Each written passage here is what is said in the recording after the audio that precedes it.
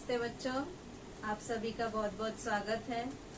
आज हम तीसरा पाठ सजीवों में जीवन प्रक्रिया भाग 2 यही पढ़ रहे हैं। इसमें हमने लास्ट लेक्चर में पढ़ा था एक कोशिकीय सजीवों में अलैंगिक प्रजनन। इसकी 3 विधियां हैं एक कोशिकीय सजीवों में, द्विविभाजन, बहुविभाजन और मुकुलन है। इसमें से हमने द्विविभाजन और बहुविभाजन पढ़ ली है। आज हम पढ़ रहे हैं मुकुलन।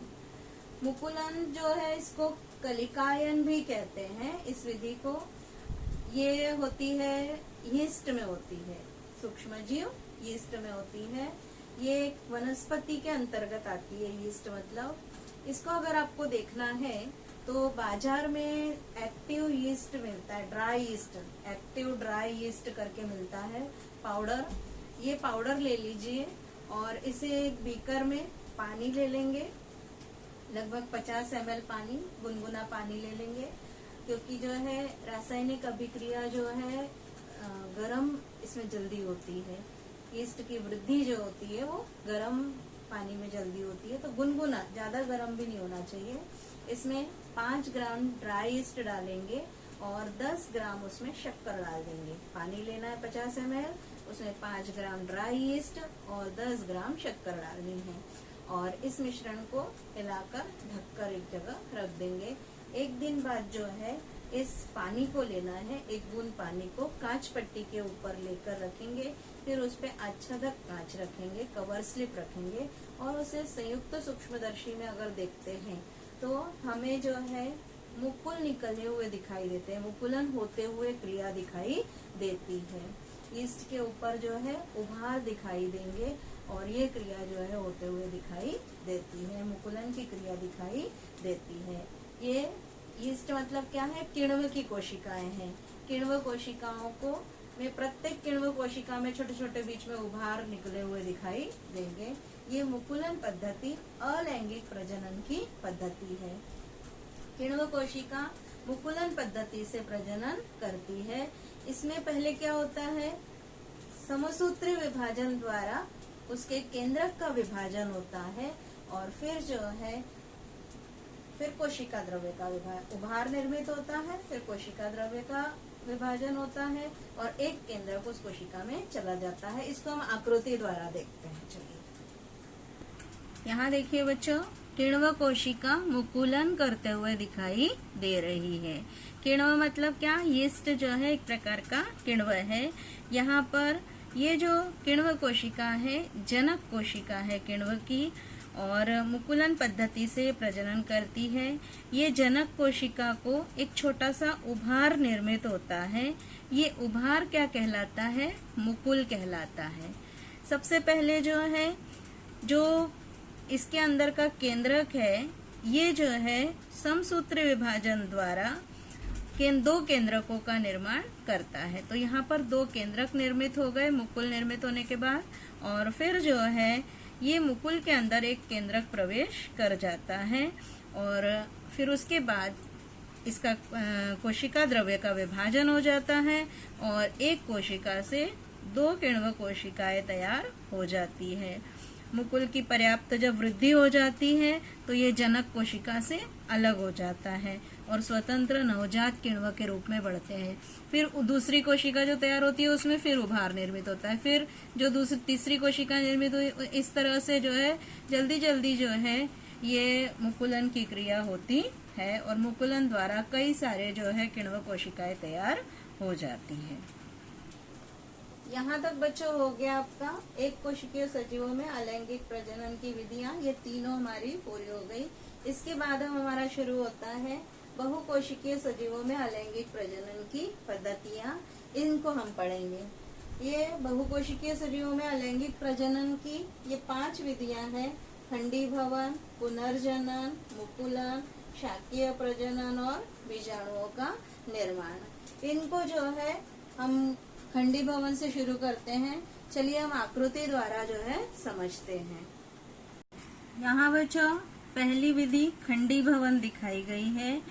यह अलैंगिक प्रजनन की पद्धति है खंडीभवन और ये बहुकोशिकीय सजीवों में पाई जाती है। इस पद्धति में जनक कोशिका जो होती है, इसके शरीर का छोटे छोटे खंडों में विभाजन हो जाता है, शरीर के टुकड़े टुकड़े हो जाते हैं और प्रत्येक खंड जो है नया खंड नवजात सजीव के रूप में जीवन जीने लगता है। उदाहरण के लिए है शैवाल, स्पाइरोगोयरा, साइकॉन, ये स्पंज का प्रकार है। ये पद्धति, इसमें जो है इन सजीवों में इस पद्धति से अलैंगिक प्रजनन की पद्धति से खंडी भवन पद्धति से प्रजनन होता है। यहाँ पर आपको स्पाइरोगोयरा में खंडी भवन दिखाया गया है। ये स्पाइरोगोयरा का एक लंबा तंतु है। इस लंबे तंतु के देखिए 2 टुकड़े, बीच में से जो है इसका खंड बन गया है। एक स्पाइरोगोयरा से 2 टुकड़े हो गए हैं और प्रत्येक जो खंड जो है ये नवजात सजीव के रूप में नया जीवन जीने लगता है। ये हो गया आपका खंडी भवन। इसके बाद आपका आता है पुनर्जनन है। आपको बच्चों पता होगा कि प्रतिकूल परिस्थिति में आपने देखा होगा कि छिपकली अपनी पूंछ को काट देती है और कुछ समयावधि के बाद जो है कटा हुआ पूंछ का हिस्सा पुनर्जीवित हो जाता है। ये जो पद्धति है ये मर्यादित पुनर्जनन की पद्धति है, लेकिन ये प्लैनेरिया जो होता है, प्लैनेरिया ये प्राणी है, ये विशिष्ट परिस्थिति में अपने शरीर के 2 टुकड़े कर देता है। एक ये यहाँ से टुकड़ा कर दिया और एक यहाँ से टुकड़ा कर दिया। ये देखिए ये प्लैनेरिया है, इसके शरीर के टुकड़े हो गए, एक इधर टुकड़ा हो गया, एक इधर टुकड़ा हो गया, मतलब टोटल कितने टुकड़े हो गए? 3 टुकड़े हो गए। अब ये जो टुकड़े हैं, प्रत्येक टुकड़े से जो है शरीर का जो बचा हुआ हिस्सा नए से बनकर जो है 2 नवजात सजीव का निर्माण हो जाता है। ये टुकड़ा देखिए 3 टुकड़े हो गए हैं शरीर के और तीनों ही नवजात सजीव के रूप में निर्मित हो जाता है। ये बीच वाला टुकड़ा फिर से तैयार हो गया और ये प्लैनेरिया तैयार हो गया। ऊपर वाला टुकड़ा, यहाँ पर सजीव तैयार हो गया, पूरा टुकड़ा नवजात सजीव तैयार हो गया। यहाँ नीचे का टुकड़ा है, इसमें ऊपर का शरीर तैयार हो गया, मतलब एक प्लैनेरिया के 3 टुकड़े हुए, 3 खंड बन गए और तीनों जो है नए सजीव के रूप में विकसित हो गए। ये 2 नवजात प्राणी निर्मित हो गए, इधर एक और हो गया। इस क्रिया को पुनर्जनन कहते हैं। अब है मुकुलन। मुकुलन पद्धति द्वारा अलैंगिक प्रजनन दिखाया है। ये मुकुलन जो है हाइड्रा में होता है। हाइड्रा ये प्राणी है। हाइड्रा की पूर्ण वृद्धि होने पर उसे जब पूर्ण पोषण मिलने लगता है तो शरीर के भित्ति पर जो है एक छोटा सा उभार निर्मित होता है जिसे मुकुल कहते हैं। समय के अनुसार मुकुल की वृद्धि होने लगती है और ये जो छोटा सा मुकुल था वह छोटे हाइड्रा के रूप में जो है तैयार हो जाता है। फिर नवजात, जो ये नवजात हाइड्रा है, नवजात मतलब तुरंत जन्मा हुआ, ये हाइड्रा जो है शरीर स्तर और इसकी जो पाचन गुहा होती है यह जनक हाइड्रा से जुड़ा रहता है। ये जनक हाइड्रा है, ये जनक हाइड्रा है, ये जनक हाइड्रा है। इसमें मुकुल निर्मित हुआ, ये मुकुल बड़ा हो गया, नवजात हाइड्रा बन गया। इसकी जो पाचन गुहा है ये जो है इससे जुड़ी रहती है, जिसके कारण ये जो नवजात हाइड्रा है इसी जनक हाइड्रा से अपना पोषण प्राप्त करता है। पोषण प्राप्त करता है मतलब भोजन प्राप्त करता है।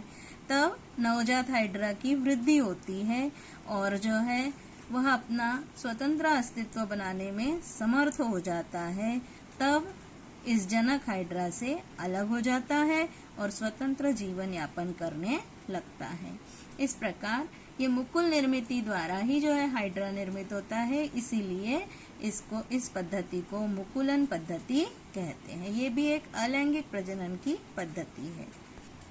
अगली चौथी पद्धति है अलैंगिक प्रजनन की, शाकीय प्रजनन। शाकीय प्रजनन सबसे पहले क्या होता है हम ये देखेंगे। वनस्पतियों में जड़, तना, पत्तियां और मुकुल जैसे ये शाकीय अवयव कहलाते हैं। इनके द्वारा होने वाले प्रजनन को शाकीय प्रजनन कहते हैं। मतलब जड़ के द्वारा, तने के द्वारा, पत्ती के द्वारा या मुकुल के द्वारा जो नया सजीव निर्मित होता है, नया पौधा निर्मित होता है, इस प्रजनन को शाकीय प्रजनन कहते हैं। सबसे पहले हम देखेंगे यहाँ आलू में। आलू जो है इसमें शल्क पत्र पाए जाते हैं, आंखें पाई जाती है, आपने देखा होगा। इस शल्क पत्र के कक्ष में पाई जाने वाली कलिकाएं होती हैं, उससे या फिर जो है पत्ती है, पत्ती में ये घात पर्ण की पत्ती है।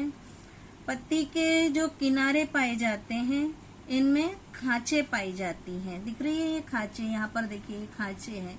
ये खांचे जो पाई जाती हैं इनकी कलिकाओं की सहायता से शाकीय प्रजनन होता है। आलू को जो है मिट्टी में दबा देते हैं। आलू एक प्रकार का तना है और इससे जो है नवीन वनस्पति का निर्माण होता है। घात पर्ण की पत्ती से के खांचों से जो नई वनस्पति का निर्माण होता है। यहाँ शकरकंद दिखाई गई है, ये जड़ है। ये शकरकंद की जड़ से जो है नई वनस्पति का निर्माण होता है। गन्ना है, घास है, ऐसी वनस्पतियों में गांठों पर पाई जाने वाली, गन्ना और घास जो है इसमें जो गांठें होती हैं इन पर पाए जाने वाले मुकुलों की सहायता से शाकीय प्रजनन होता है। गाजर, मूली, शकरकंद, इनमें जो है जड़ों की सहायता से शाकीय प्रजनन होता है। इस तरह से जड़, तना, पत्ती या मुकुल जैसे शाकीय अवयवों द्वारा होने वाले प्रजनन को शाकीय प्रजनन कहते हैं। इसके बाद बच्चों अगली लास्ट 5वीं अलैंगिक प्रजनन की पद्धति है बीजाणुओं का निर्माण। इसमें म्यूकर में जो है बीजाणुओं का निर्माण द्वारा नई वनस्पति का निर्माण होता है, कवक जाल निर्मित होता है।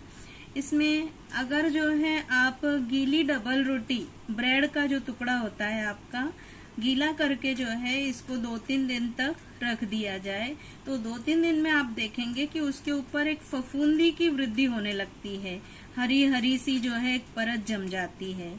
अगर इस फफूंदी को आप निकाल कर खुरच कर जो है इस तरह की दिखाई देती है।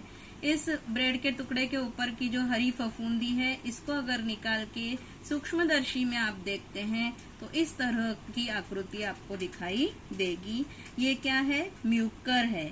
ये म्यूकर, ये कवक है। इसकी शरीर रचना जो है तंतुमय होती है। यहाँ पर इसके ऊपर बीजाणु धानियां पाई जाती है। ये कवक के तंतु है, ये कवक जाल है और ऊपर ये बीजाणु धानियां पाई जाती हैं। इन बीजाणु धानियों के अंदर बीजाणु पाए जाते हैं। जब ये बीजाणु धानी, देखिए यहाँ पर बीजाणु धानी फट जाती है तो इन बीजाणु धानियों में से बीजाणु बाहर निकल आते हैं, फूटकर बाहर निकल आते हैं और ये बीजाणु उचित समय पर, जब उन्हें उचित तापमान मिलता है, आर्द्रता मिलती है, नमी मिलती है, तो ये अंकुरित हो जाते हैं और नए कवक जाल निर्मित हो जाते हैं। इस तरह से बीजाणुओं का निर्माण ये जो है एक अलैंगिक प्रजनन की पद्धति है। इसकी बच्चों आकृति भी आपको याद करनी है, यह आकृति आपको पूछी जा सकती है। ये बच्चों अलैंगिक प्रजनन की ये सारी विधियां पढ़कर जो है हमारी हो गई है। अब इनको जो है आप याद करेंगे, इनकी आकृतियां आपको पूछी जा सकती हैं, तो इनको बार बार वीडियो देख के समझेंगे, विधि को समझेंगे, आकृति के नामांकन याद करेंगे और तैयारी करेंगे। ये महत्वपूर्ण पाठ है, इसमें से प्रश्न निश्चित पूछे जाते हैं। आज हम इतना ही पढ़ेंगे। धन्यवाद।